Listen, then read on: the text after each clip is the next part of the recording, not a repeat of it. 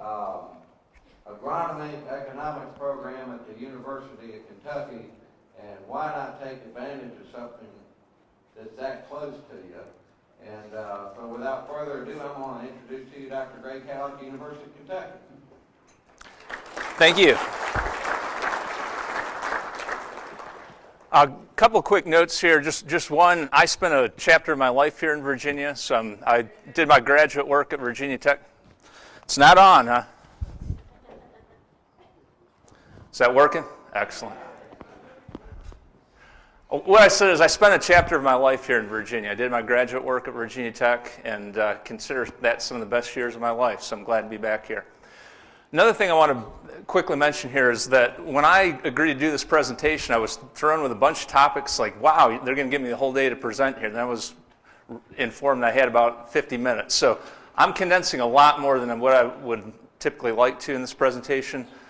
So in the proceeds, I go into a little bit more detail than what I'm going to be able to actually go over here at the presentation. So and most of the tables that you're going to see up here will be in those proceedings, so you can kind of follow along.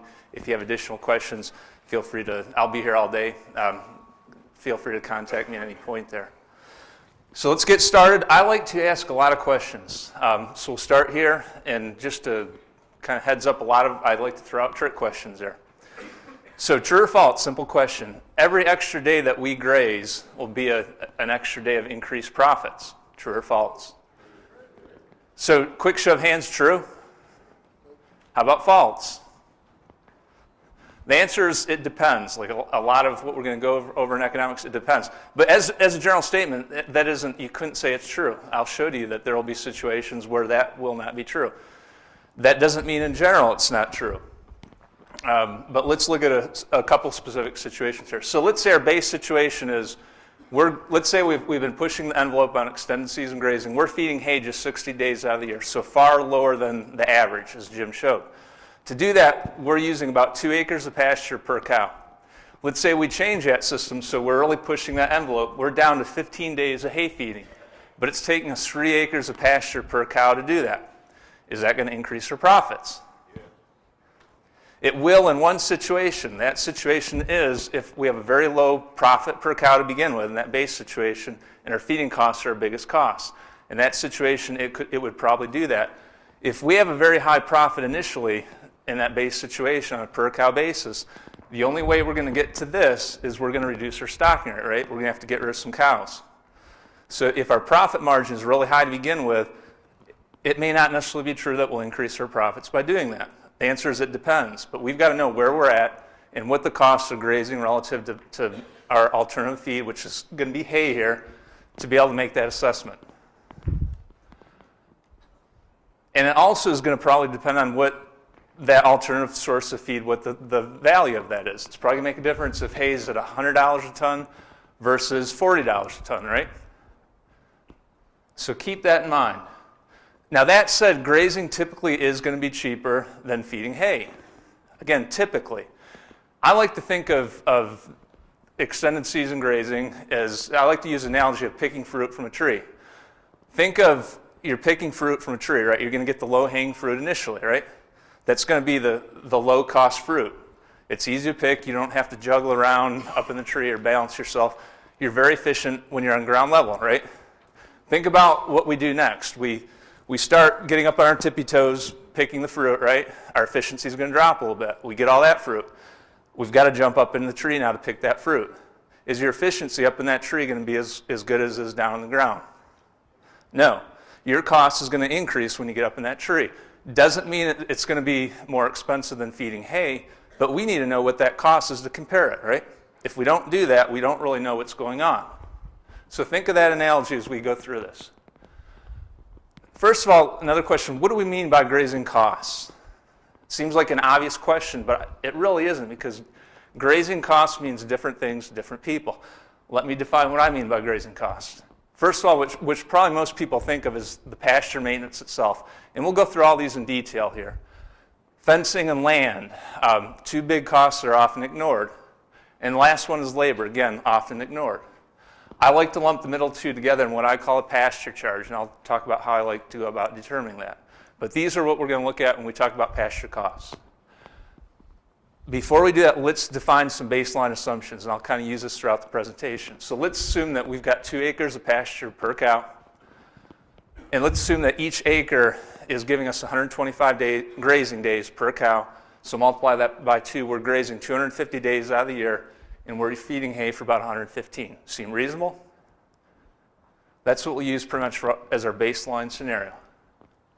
Pasture maintenance costs. Now, everything I'm going to show you here today is, just think of these as examples. They're not going to probably be true for any one person here. They're going to be close for a lot of you. They're going to be high for some, low for others. What I'm going to do here today is show you essentially a process that you can also repeat to figure out what your costs are. So don't look at this as gospel here. This is an example.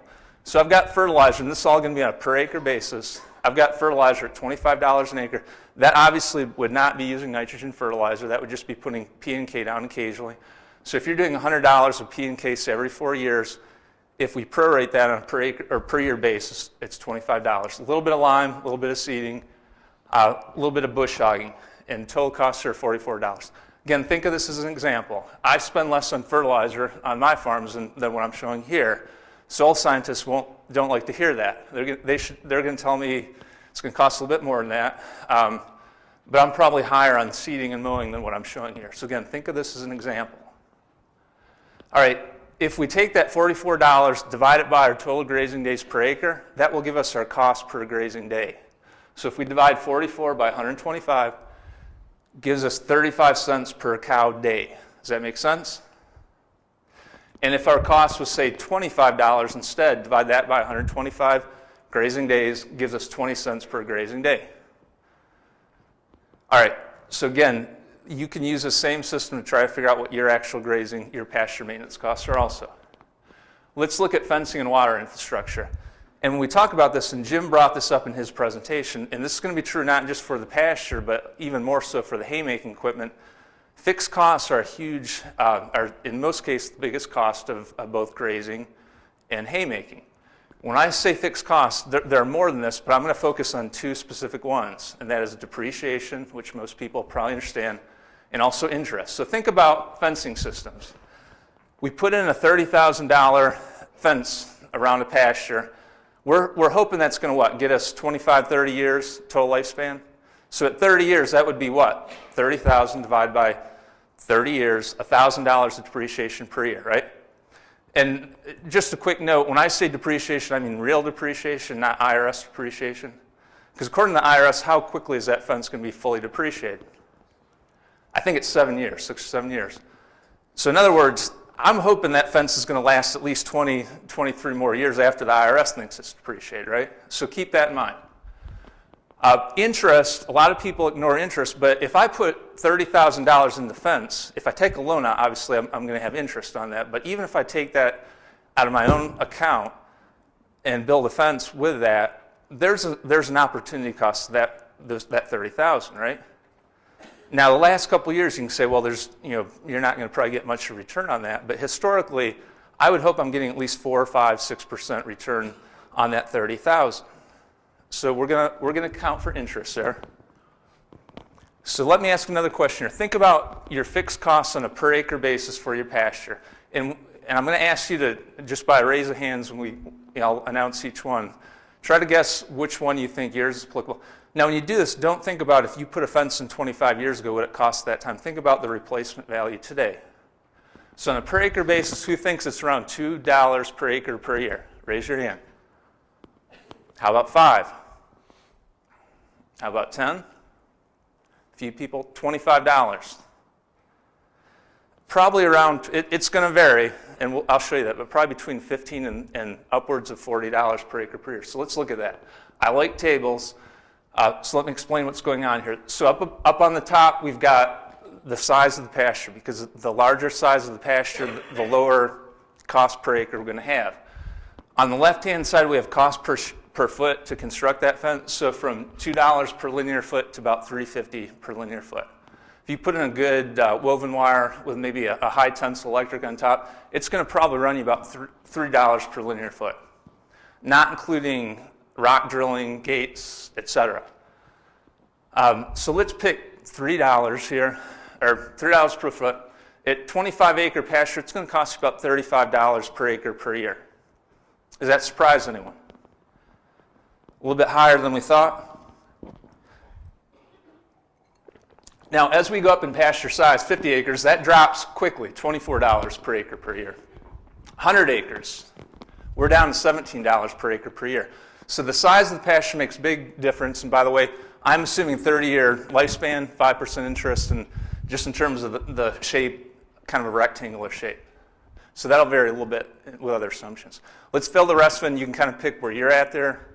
Let's assume we're kind of in the middle there, $3 per linear foot, so we've got a good fence there, and it's on a 50-acre pasture, which is probably bigger than the average. So the example I'm going to use, we're going to be at $24 per acre per year. Now again, let's divide that by our grazing days. So I've got $25, divide that by 125 grazing days. Gives us 20 cents per grazing day per cow. Make sense? All right. Well, let's look at land costs now. Now I get in trouble with this one all the time, or I used to anyways. So essentially there are two questions here. First one is, should we charge a land cost? And if we do, what should it be? Now, for a number of years, I tried using the frontal assault method with cattle farmers on this one and trying to beat in their heads that you need to consider land costs even if you own that land outright. And I lost that battle many times. You can't argue with people that don't really want to listen. So I learned to do a flanking maneuver on this one. And that's what we're going to look at here. So let's not think of cattle farmers. Let's think of grain farmers. Let's look at a scenario here. So we have two grain farmers. On the left, Farmer A, they're on the left-hand side, they have the same soil types. Farmer A rents his ground. Farmer B owns his ground. These are their costs of production. Notice everything is identical, right?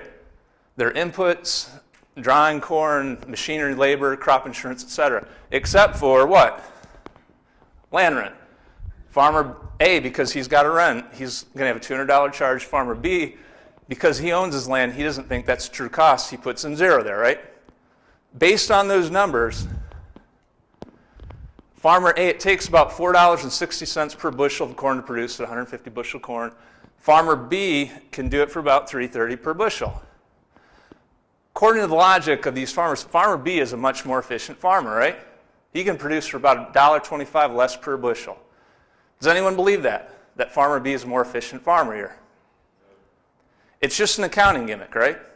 It's because Farmer B is not valuing his land. In fact, he's saying that there's no value in that land. He's not valuing that. You're not actually writing yourself a check necessarily, but if you don't at least value that when you're looking at alternative forms of production, you're not going to really know what's your most profitable crop in the situation. Or it may be that Farmer B is better off renting to Farmer A if Farmer A is willing to pay $250 or $300 an acre. Point is, you want to consider that land cost when we're looking at alternative forms of production. All right, so let me give you what my recommendation on how to come up with a pasture charge. So this would be combined land plus that fencing infrastructure and water infrastructure. On the low side, think about the typical land rent for your type of pasture in your area. So maybe $25, $35, $45, maybe even $50 per acre. That's the low side, and we're going to kind of give you two, a low side and high side, and you're going to pick somewhere in between. So that's the low side.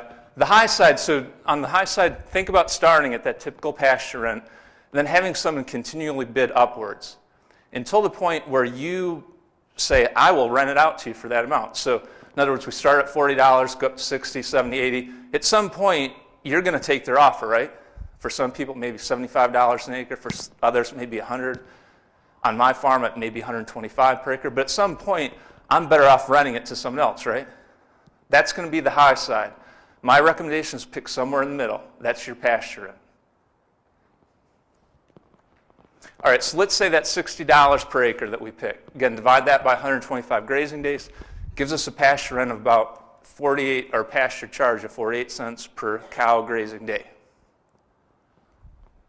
Labor, again, should we charge for it, and if so, how much? And a quick answer to that, when I have a stocker operation, have two small farms. When I look at my budgets in the spring, I don't technically put my labor in there, but I know that the return, that bottom line, has got to be high enough to justify my labor, right? So you don't have to formally account for it as long as you know that it's still in there somewhere. You've got to account for it at some point. But if we're comparing two different forms of feeding, essentially grazing versus hay feeding, if we don't include our labor, and we have different labor amounts in those two systems, then we don't really have a fair comparison, right? So we're going to have to do it here. We're going to have to estimate our labor for both grazing and hay feeding. So to do that, we're going to show you a table here. Let's assume we're rotational grazing already. We're going to look at grazing lengths from 1 to 7 days, or moves, and we're going to look at the time it takes to move the fence each time from 15 minutes per move to 60 minutes per move. Let's look at the table. Other assumptions, we're going to have one other additional hour of other time, so feeding mineral, checking cattle, et cetera. We're going to have 30 cows in this farm, and we're going to charge $15 per hour for labor. Here's the table. Up on top, we've got the days between paddock moves going from 1 to 7. So 1 is every day, 2 is every 2 days, et cetera. Paddock minute moves, so we've got 15 to 60 minutes. Now Jim, he talks about in his next one, I guess, but Jim is good at moving cattle. He can do it 15 to 30 minutes. I don't time myself all the time, Jim time, but for me it typically takes probably 45 to 60 minutes. Now I'm on rough terrain, I'm on a hill farm, that may be part of it, I'm not as experienced. So we'll put all that range in there just so you can, again, pick what you think is most applicable. Let's start though at 45 minutes. So if we move once a week, this is going to be on a per cow per day basis of total labor costs. So it starts out pretty low, 13 cents per cow day. When we move twice every week, jumps up to 18 cents per cow day.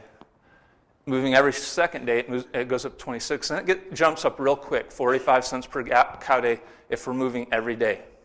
Now that's with 30 cows. If we went up to 50 cows, that cost would go down correspondingly. Let's look at 30-minute moves. So obviously the cost drops a little bit, so from 11 cents to 32 cents. Fill in the rest of the table. Again, you can kind of pick out your situation. Let's assume we're in this range. We're moving every second day. It's taking us 45 minutes per move. That means we've got a cost of about 25, 26 cents per cow day. Make sense? All right, so again, we're going to, if this is, I'm trying to show the impact that the size of the herd has, and Jim will talk about this later. So if we go from 30 to 50 cows, that cost dropped from 26 cents per cow day to 16 cents per cow day. So big herds are it's more efficient to move them on a more, frequent basis. So let's say so we've got labor at 25 cents per cow day. So this is all our combined costs. Pasture maintenance, 35 cents per cow day. Pasture rent, 48, labor, 25. We add them all together. We're over $1 a day for our grazing costs. $1.08 per grazing day. Is that higher than most people would have guessed? It's higher than I would have guessed, but again, we're including all costs here. We're not trying to cheat. Any questions up to this point? All right, now the real fun begins. Now we get to look at hay production costs. All right, so again, we're going to start off with depreciation interest, specifically on the haymaking equipment. And to do that, well, again, let's ask the question. What do you think your haymaking cost is on a per ton basis? So if you have 1,000-pound bales, 2 bales per ton, on a per ton base, just those fixed costs of interest and depreciation on the equipment, what do you think it is on your farm? Again, quick show of hands. $2 per ton, raise your hand. $5 per ton, raise your hand. $10? $25? Who thinks more? Again, the answer is going to be depends, but I can tell you this.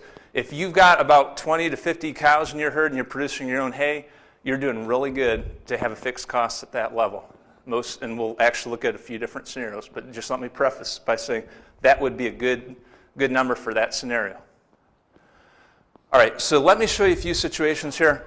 These numbers, these aren't made-up numbers. These are based off a program that I do back in Kentucky. It's kind of a comprehensive program. I'm one part of it.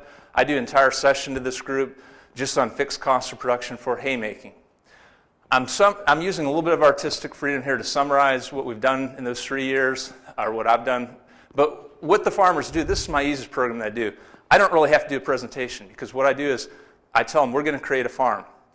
It's whatever farm you want. I do give them parameters. It's always a 40-head operation.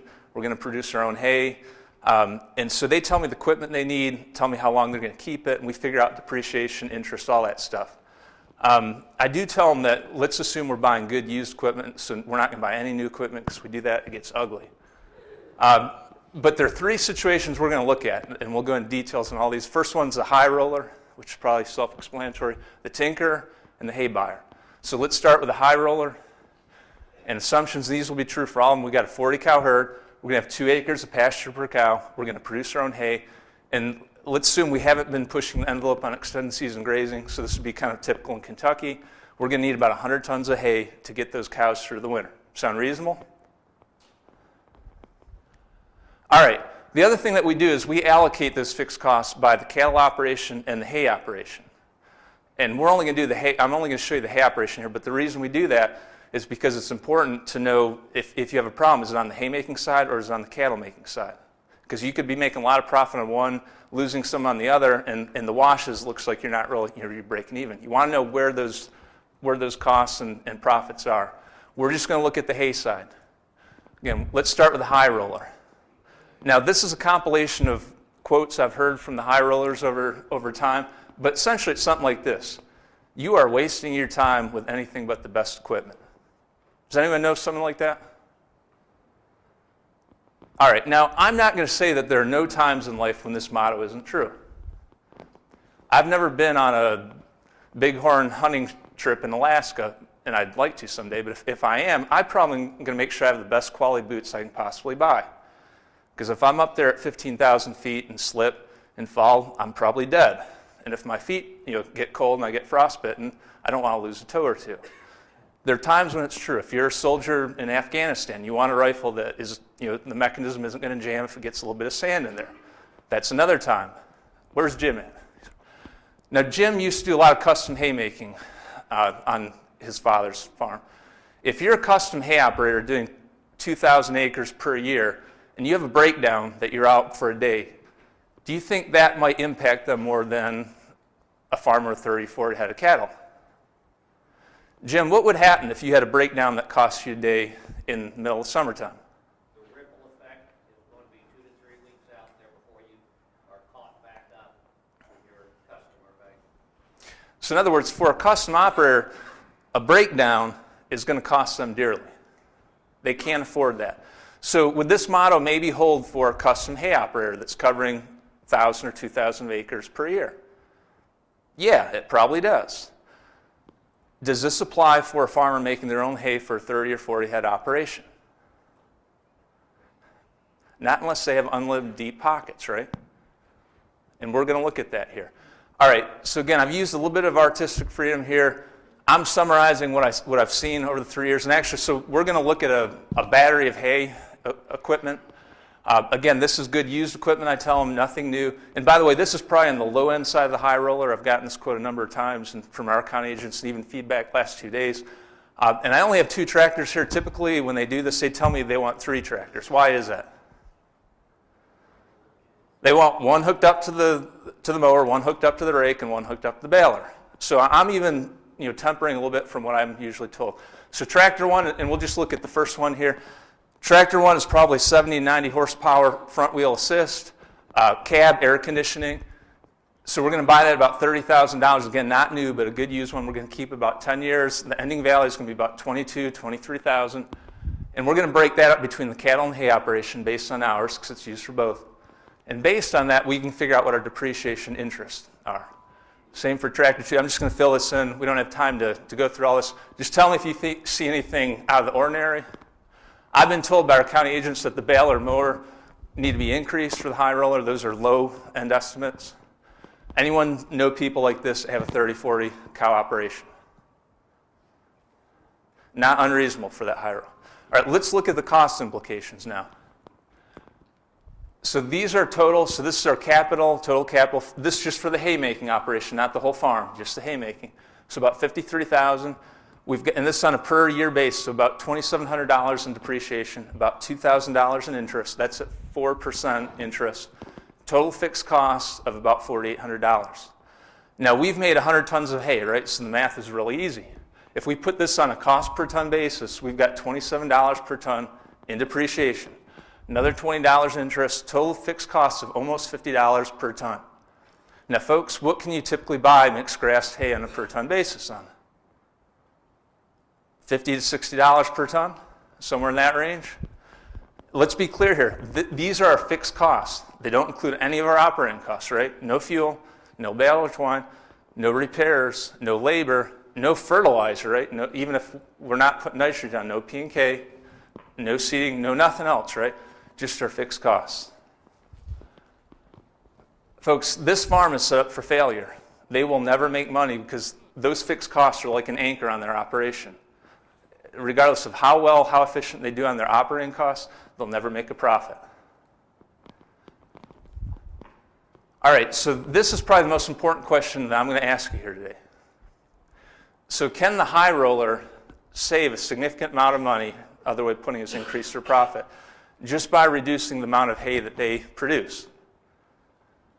In other words, if we increase our grazing days, produce less hay, are they going to be a whole lot more profitable? Again, it's kind of a trick question. Most people that I see are telling me the right thing. The answer is no. Why is that? We still have those same fixed costs, right? Our depreciation is going to go down a little bit because there's a little bit less wear and tear, but most of that fixed cost is still going to be there. We're spreading it across fewer tons of hay produced, right? The net result is we will save a little bit, but we're not going to save anywhere near what we might think that we're going to do. And we'll look at actual examples later in this presentation. Tinker. So I'm going to go through this real quickly again. Just tell me if you see anything out of the ordinary here. But this is someone that has very old machinery. They're going to have to spend more on repairs. We'll look at that. But could this farm not reasonably do 40 or 50 acres of hay per year? I think so. But again, I'll let you decide. If we put this on a fixed cost per ton basis, we've reduced our fixed cost by half. We've got it down to $24 per ton. We'll add about $1,000 extra repair costs because we've got older equipment that I'm guessing that will easily cover it. But this farm would still save about $4,600 compared to that high roller, which again I would argue is not the highest of the high roller. It's probably on the low end side. Now the question is, can you still make money making hay with fixed costs of $24 per ton? And I don't know, I'm going to let you all answer that, just showing you a few scenarios though. All right, so to do this, we're going to look at two different systems. The typical two-cut dedicated hay system, number one, where all we're going to use it for is hay production. Second one is what I call a one-cut system, where we're going to actually pasture it after that first cut. They'll look very different. So let's start with a typical one, two-cut system. We're going to use custom rates to estimate the machinery and labor costs here, so keep that in mind. So these are custom operators, so they're going to be very efficient, right? Keep that in mind. Back off, and I've adjusted this for $3.50 per gallon diesel fuel. Once we bale it, we're going to move that hay to a central location on the farm, so we're going to have a little bit more additional cost for that. With all that combined, it's approximately about $15 per ton on our fixed costs. So much lower than the high roller, and about half the cost of the tinker. So keep that in mind. That's where we're going to start from. So I would argue this is about our best case scenario. With a two-cut system, we're going to assume about 3 tons per acre in terms of yield for the hay. Let's assume it's clover-based, so we've got a decent standard red clover in there. We're not going to put any nitrogen down. And let's assume that we're just replacing P&K at 2/3 of what we're taking off. Now again, a lot of soil scientists would jump up and down their chairs telling me I shouldn't do that. I probably need to do full replacement value. But this is kind of historically what farmers are telling me that they're doing. All right, so I'm summarizing. I had to cut my presentation down considerably, so some of the details are in your proceeds. You can look at those. But summarizing what this looks like, if we're selling that hay at $70 a ton, now where I'm from in Kentucky, that's a high-end average price, year to year. Some years you're going to get it, some years you're going to do better. But the average is $70 is higher than what you typically get in Kentucky. That would be our total revenue. And so this is the base scenario. So this is with those fixed costs at $15 per ton. 2/3 replacement rent PK, and $30 land rent on that hay ground, which I'd say is a bit lower than what it typically is in Kentucky. The net per acre in that situation is you're losing about $30 per acre per year. And I would argue that is probably the best case scenario right there that we're looking at. Let's change the assumptions now. So instead of $70 a ton, let's look at $60 a ton. That would probably be average in Kentucky. In fact, it'd be a little bit higher than average in Kentucky. we've got a net return of about minus $60 an acre. Let's change assumptions again. Now we're going to go back to the higher price, but instead of $15 per ton machinery fixed cost, we're going to have a $30 per ton fixed machinery cost. So again, this is still lower than the high roller, right? Keep that in mind. What is this going to look like? We've lost $70 an acre for the privilege of cutting that hay. Change assumptions again. So we're dropping back down to 15 tons on our fixed costs, but we're going to replace P&K at the full amount, minus $60 per ton. What if we included pretty much all those scenarios together? Not even all of them together, but we're going to have the $30 per ton fixed cost charge. We're still going to have 2/3 P&K replacement rate. We're going to have $50 in land rent. Do y'all want to see what the number comes up at? It looks ugly. For the privilege of cutting your hay, you lost $125 an acre. Does this scare anyone? It scares me. Do you think it's possible that there are a lot of cattle farmers out there that are doing well in their cattle operation, making money, but losing on the hay side? I think there's a lot of possibility for that. All right, let's summarize the two-cut system just in case you want to see it on a per ton basis. So this is the best case scenario. We're producing hay for about $86 a ton. That last scenario that you looked at, you're producing hay for about $100 a ton. All right, let's look at the one-cut hay system. So here, quickly explain, we're going to get 2 tons of hay per acre on that first cut, and we're going to have a high clover content, and I mean really high clover content, not 15 or 20% with maybe a dedicated hay system, but probably 30 to 40%, and I'll show you what I mean by that. We're only going to replace 1/3 of our P&K, and why might I be able to do that in this system? Yeah, and specifically, we're gonna feed that hay on the exact same field we cut it off of. So in other words, we cut that hay, we move those bales to the side of the field, put some poly wire around it so the cattle can't get into it. And then we're gonna actually roll hay out from that pile in the wintertime, put a hay ring over it, and that's how we're gonna feed. So essentially, soil scientists here actually tell me I probably don't even need 1/3 P&K because we're recycling most of those nutrients back onto that field. Does that make sense? All right, make sure you understand what I mean by high clover content. This is one of the farms I have. Boy, my brother looks really big in this picture, but he isn't. I mean, he's in decent shape. This is my brother. He was out about 20 months ago in mid-April. He thought he was coming out to go turkey hunting in the Daniel Boone National Forest, and we did get out there, but I got him to do a little bit of work for me. So he was not frosting, but we were seeding clover in April. This is almost a year and 2 weeks later, what the field looked like. Now, I'm an ag economist. I'm not an agronomist, and if I can do this, folks, most of you here should be able to do it easily. Just takes a little bit of good grazing management, and you can get rid of that nitrogen fertilizer and get a good legume establishment. The reason I like this one-cut system is because if you're just doing the same field for hay every year after year, it's hard to get a good legume component there, right? Because you frost seed it, those clover seedlings are competing against that hay, right? Hay gets tall, crowds them out, they die. If you can do this type of system, you can rotate, like Jim was talking about, rotate essentially your hay fields. He wasn't talking about hay fields, but rotate those so that you're essentially cutting, the second year after you get established, you can cut that for hay, then keep rotating around. I'm going to value that hay at a higher price because it's better quality, right? We've got a higher clover content, so I've got $80 in there. Again, I'm summarizing here.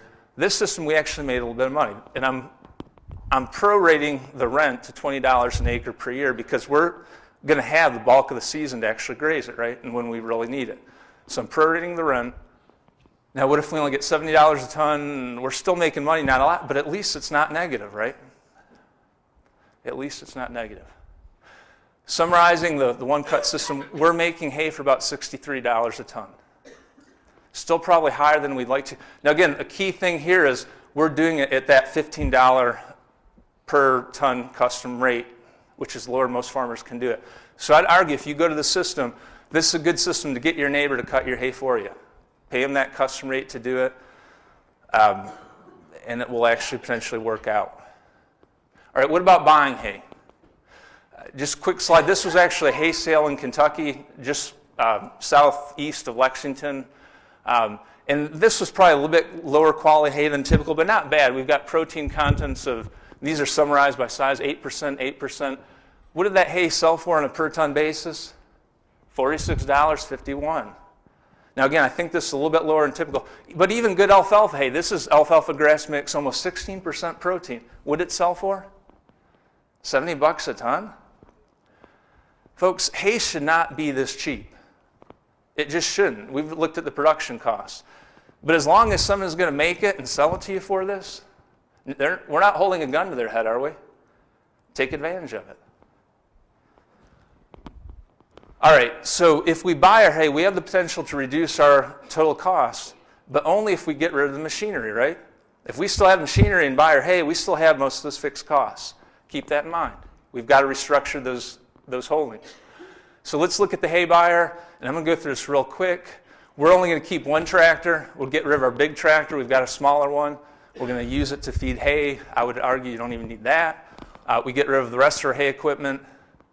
We're going to save about $4,400 in fixed costs. This is compared to the high roller. We're going to reduce operating costs because we're not going to have the fuel, labor, repairs, et cetera, so about $2,000. Fertilizer, we're not going to have to put P and K. That's just P and K at 60% replacement rate, $2,000. And then land rent, we get rid of that land rent. We've saved about $10,000. Now we have to buy the hay, so let's do that. Let's assume it's $60 a ton, or put in whatever it is that you think you can get it at. That's $6,000. We subtract the two. We've saved about $4,000. So it is possible, but only if you get rid of that hay equipment, right? Let's now evaluate the total cost of feeding hay. So to do that, we're going to look at the cost of the hay itself on a per cow. We're going to have to put on a per cow day basis. We're going to look at labor and machinery costs, and then we're going to look at the potential for crediting back fertilizer value in that hay to where we're feeding it. So again, I've got a table here. I've got hay costs on a per ton basis up at the top, $40 per ton to $120 per ton. So over here, this is probably if you make it. This is probably if you buy it. Over down here, waste rate, and that would be total combined storage and feeding rate. So I've got 10 to 40%. So let's just kind of look at a kind of a typical 20% waste rate. So if we can buy it real cheap, $40 a ton, it's only costing us 83 cents per cow day. Actually, quite cheap. More typical cost, if we buy it, $1.25, $1.66 per cow day. If we're producing it, probably up here, all of a sudden we're above $2 per cow day with these assumptions. $2, almost $2.50 per cow day. And as we can see, we've got a lot of producers out there that are probably in this range in terms of what their production costs on a per ton per basis are. Fill in the rest, again, let you pick what you think is your actual scenario. Let's just look at two. So we're going to use one of these in our example. So this, if we're buying at $80 a ton, $1.66 per cow day. If we buy it, or if we produce it, say $100 a ton, it's costing us just over $2 per cow day. Hay feeding, so machinery and labor costs. Let's look at that. This is for a 30 cow herd. We're going to value tractor time at $15 per hour just for the tractor, $15 for labor. So every hour of tractor time has an hour of tractor and labor, so $30 per hour. Other time would just be labor. Let's look at scenario where we're only using 2 hours of tractor time, this on a per week basis, and 1 hour of checking cattle, mineral, et cetera. That would cost us about 36 cents per cow day for just machinery and labor of feeding. If it's taking us more time, I time my neighbor sometimes, and it takes more like an hour, and he does about 3 or 4 times a week of tractor time. He's up at about 60 cents per cow day. I don't know how that just alone is a pretty huge cost right there. So you've got to be careful there also. If we're feeding more animals, that cost is going to drop. So this 50 cows brings it down to 21 cents. At 3.5 hours, brings it down to 34 cents. So you need to figure out where you're at there, but those are real costs. Next question is, do you really need a tractor to feed hay?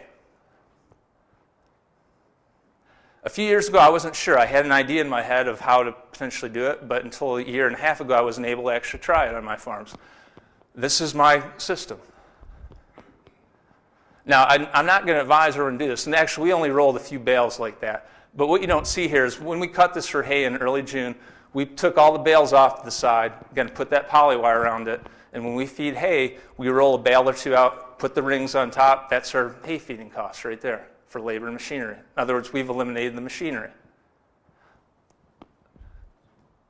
So if we do that, if we have no tractor time, let's say we've got 3 hours of labor, we brought that cost down to 21 cents per cow day. It can be done. You've got to think out of the box. Let's look at nutrient value of hay. So essentially what we're talking about here is the nutrients in that ton of hay. How much credit should we be getting for those for feeding them back out on pasture if we're doing that in pasture? The answer is it will depend tremendously. It will depend on what your soil fertility levels are wherever you're feeding it. If you have high P and K nutrient levels in the pastures you're feeding it, you essentially aren't really getting any credit for it, right? Because you don't need it. You're not going to really get any response. So let's assume that we're kind of in the mid-range. We're getting 50% utilization, or not utilization, but effectiveness of P and K, 25% for the nitrogen. Again, this is on a per cow day basis. We actually are getting quite a bit of nutrient value from that hay on a per cow base, 45 cents per cow day. If we can do it in pastures that really need that P and K. So let's change the assumptions. Let's bring it down to 25%. We're still saving, not as much. And if this is probably a situation where we're not maybe feeding in a dry lot, but we're feeding on the same part of the pasture every year, right? Most of the nutrients are in one corner of the field. They'll take a little bit outside, but you're really wasting a lot of potential fertilizer value there in that situation, 11 cents per cow day. If we're in a situation where we're getting, we're in the low end of P and K and we can get a really good effective utilization of that, it can be even higher, 62 cents per cow day. It can be very important. All right, so let's assume we're at 30 cents on fertilizer credit. So the hay itself was $2, machinery and labor 45 cents, and then we subtract 30 cents for that fertilizer credit. Brings us to $2.15 per cow day. That is almost exactly double of what our grazing cost was, right? But again, this is just an example. Again, you need to do it for your own farm to figure out where your grazing costs and your haymaking costs are. This is one of many potential possibilities. All right, so let's compare grazing to feeding hay. So here's our pasture cost, $1.08. Hay feeding cost, $2.15. We subtract the two, we're saving about $1.07 per grazing day, right? Now again, does that mean that we're actually saving that much by extending the grazing season every day? And as we talked about before, no, because we've got to go up farther up in that tree to get more grazing days, right? The cost per grazing day is going to keep going up and up and up. So let's look at that.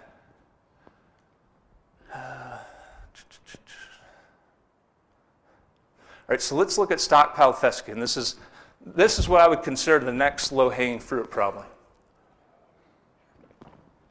And I'm going to go through this fairly quickly just to get through.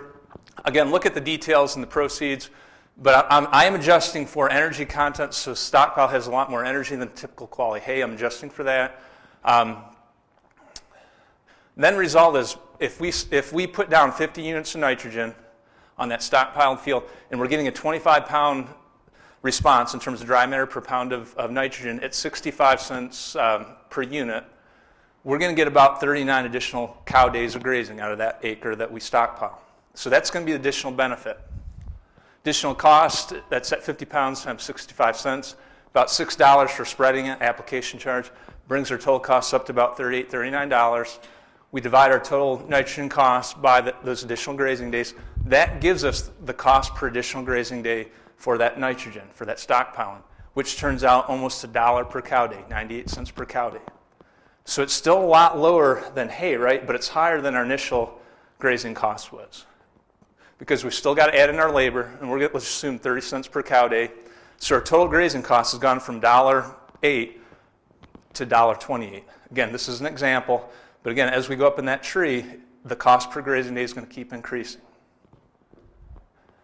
So subtract that from our hay feeding costs, we're saving 87 cents versus that $1.07. So we're still saving, but we're not saving nearly what we may have originally thought. Next question, are we really saving 87 cents per cow day or per additional grazing day? We've talked about this before, right? It depends on what. If we keep the same amount of equipment, are we going to save 87 cents per cow day? We could well, let me go through this. Yes, if we buy our hay, in other words, if we get rid of all our equipment and we buy our hay, we will save the 87 cents per cow day. Yes, if we produce our own hay still, we don't reduce our fixed costs, but we sell all the excess hay at full cost of production. Now, why does that matter that we sell at full cost of production? Because if we sell it lower than what we produced at, we're really not saving what we thought we were, right? And we'll actually look at that exact situation here in a minute. No, if we produce our hay and we sell under that full cost of production. We need to actually reduce our hay production and reduce our total fixed costs. We'll look at that. All right, so let's look at the example of stockpiling. And again, I'm going to go through this quickly. You've got the details, I think. But let's assume that we have a hay feeding rate of 15% waste. With a stockpile example, this is with 15 acres, we will be saving 11.6 tons of hay that we don't need by stockpiling. Does make sense? I've already done the math. Trust me on that one. So in other words, we don't need to produce that much hay. Let's assume that we've got $30 per acre of fixed costs for the machinery side. So again, lower than the high roller, $30 per acre.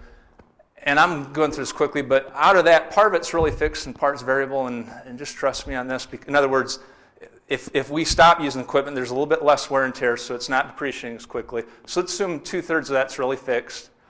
By doing that, we're going to reduce our fixed costs, or we're going to have still $230 in fixed costs that we're not getting rid of, that we essentially have to allocate to that hay that we didn't produce.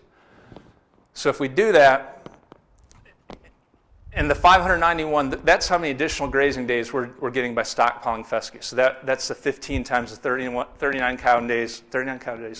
So if we divide that cost that we didn't get rid of by the 591, what we have is we really have a 39-cent additional cost per cow day that we didn't get rid of, if that makes sense.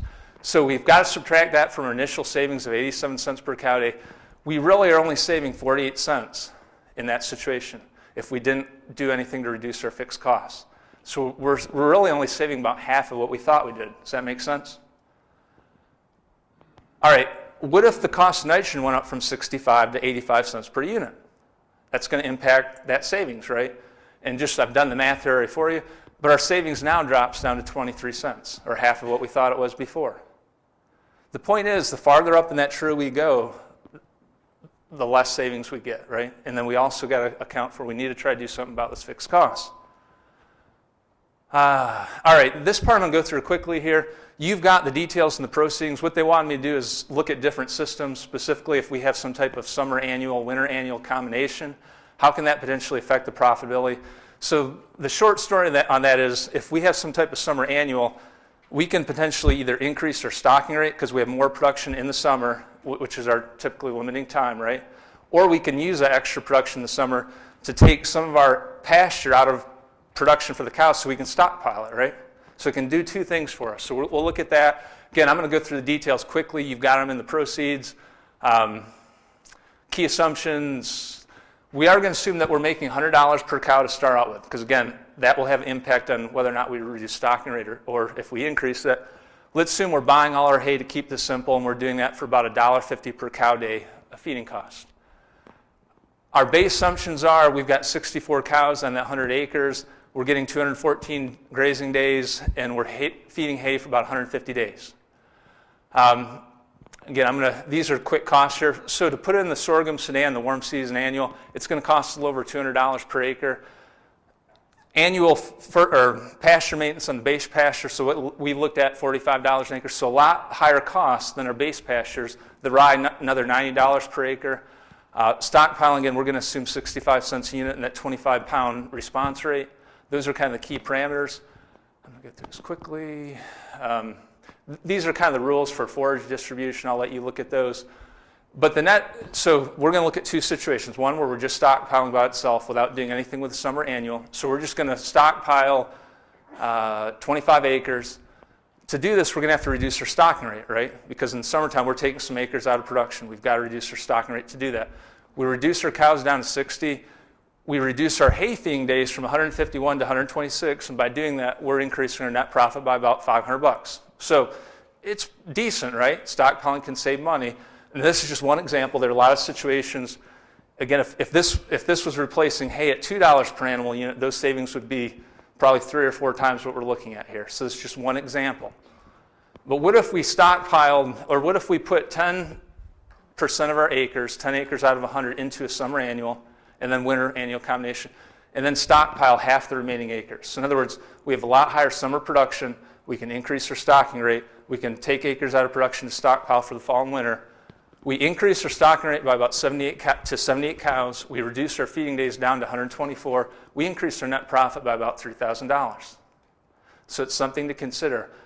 Small percentage of your overall farm in something like that that essentially gives you additional production. And that would be one alternative to what Jim does, where he essentially is using the excess spring and early summer production by putting stock or cattle. This is another system where you wouldn't have to do that, but another way to essentially help utilize that. Neither is right or wrong. It's just you have, again, it's for you to decide on. Quick summary here. So even though we have a much higher cost to get that sorghum sedan and winter annual established, we can actually increase our profitability. Quick overall summary here. So again, these are things I've already said. Grazing isn't always cheaper than hay, but it typically is. And most importantly, most farmers have opportunities to continue to reduce those total hay costs. But again, you can't just produce less hay. You've got to somehow restructure your operation to reduce those fixed costs. Last one, I didn't really talk much about this, and I would have liked another 15, 20 minutes to look at the economics of clover versus nitrogen fertilizer. But folks, with nitrogen at 65, 70, 80 cents a unit that we've seen last few years, you can't continue to do the same things that you did 10 years ago when nitrogen was 10, 15, 20 cents a unit. You somehow need to adjust. Times have changed. Without me doing any analysis on that, let me just say that please look at some type of legume-based nitrogen system rather than applying urea. All right, how much? I'm probably out. So let me quickly summarize here. All right, I'm going to tell you a quick story here to kind of summarize things. But I've talked a lot about reducing hay production. I always like to joke. People call me the Grim Reaper because I'm the person in the College of Ag that sometimes takes down the lofty ideas if they do or don't make sense. So I'm not always liked in the College of Agriculture. And that's fine. I'm doing my job to keep people honest. But I want to make sure you're not misinterpreting what I'm telling you here. So I am not telling you not to go out and push the envelope on extended season grazing. In fact, I hope every one of you do that. My main point is I want you to go about it in a way that's informed and that you're measuring what those additional costs, what those additional benefits are, and making sure that this particular opportunity makes sense in your system. Now that said, let me tell you a quick story using the same analogy that I've used kind of throughout the presentation about picking that fruit, and maybe to put this in context. So again, I went to Virginia Tech. I was here for a number of years. The last year I was doing my graduate work, I had a meeting in what county was it now? Spotsylvania County. On the way back, I'm coming up 64 through Richmond. On the way back, I had a lecture time, decided to get on the Blue Ridge Parkway. I'd never been on that section before, so I decided to do it. Got on Blue Ridge Parkway. It was an early October day. Sun was out, so as you can imagine, just absolutely gorgeous. Was driving for a while on a pull-off on the left, spotted a little parking lot, little meadow back there, spotted an old mature apple tree back there. And so I pulled off and parked right next to it, and this thing was just loaded with apples. Now, I live back in Blacksburg, and it's no longer, the farm is no longer there, but I used to rent the farmhouse on what used to be called Cow Hill. Does anyone know where that is? Back there? What you can see way up on top? Well, anyways, I was renting that farmhouse there. I was surrounded actually by an orchard, an old orchard. Half the trees were gone, half the remaining trees were barely alive, but I had all the apples I really wanted up there. But that tree loaded like that, on that mountain, silhouetted against that Shenandoah blue sky, was calling me. And I grabbed a couple tote bags, jumped up in that tree, and commenced to picking. Now, so I'd pick apples, come down, dump the tote bags, put it behind the seat in the head extended cabinet pickup. And people that know me know that I get intense when I do stuff like this. So it didn't take me too long. All of a sudden I realized I had a bunch of apples back there. And the last time I went up in that tree, I just started picking, and I see someone pulling in the parking lot, and it's a park ranger. So I kind of freeze up, and I'm quite a ways up in that tree. I kind of freeze. I've deer hunted a few times. I know if you don't make a lot of movement, people tend not to notice you. And that ranger pulled up right next to my truck, got out, kind of looked around a little bit, finally looked in the back of the truck, or in the back of the cab. I kind of did one of those double takes, And so he starts looking around again. And I'm up in that tree going, oh, yeah, whatever. Minding my own business. Well, he looks around for a few more seconds, walks towards that tree, walks underneath that tree, stops directly underneath me. Now, this is one of those times where ignorance truly is bliss. Because there weren't any signs that said you couldn't pick the apples there. But then again, there weren't any that said you could. And I, quite frankly, didn't want to know what that official policy was. So I kind of kept quiet. Now, during that short period of time before he left, I had an apple in my hand. And it's one of those times, kind of nervous type of humor, where you're thinking, you know you can't quite do it, but it's like, wow, I could provide an Isaac Newton moment right now. Now, luckily, I had enough sense that I didn't do that. And after a few seconds, he left. And shortly after he pulled out of the parking lot, I decided I probably had enough apples, got down, head back to Blacksburg. Now, the point of the story, folks, is this. That, yeah, it may be a whole lot safer picking apples from ground level, but it's a whole lot more interesting to jump up in that tree and gather that fruit. And if you do that, from time to time, you will have agricultural, quote, authorities coming around your farm, poking around, seeing what the heck you're up to. Most of the time, you can do what I did. Ignore them, let them look around, leave, keep on picking. But occasionally, when the stars line up, that person ends up directly below you, looking around at ground level, oblivious to you up above, drop that apple. Provide that Isaac Newton moment, and your farm community will be a whole lot better off for it. Folks, that's all I have for you. It's been an honor to be here. One last personal observation. As with everything in life, once you don't have something, that's when you fully appreciate it. I was here in Virginia for a number of years. Folks, you are in God's country. Don't ever take that for granted. That's it.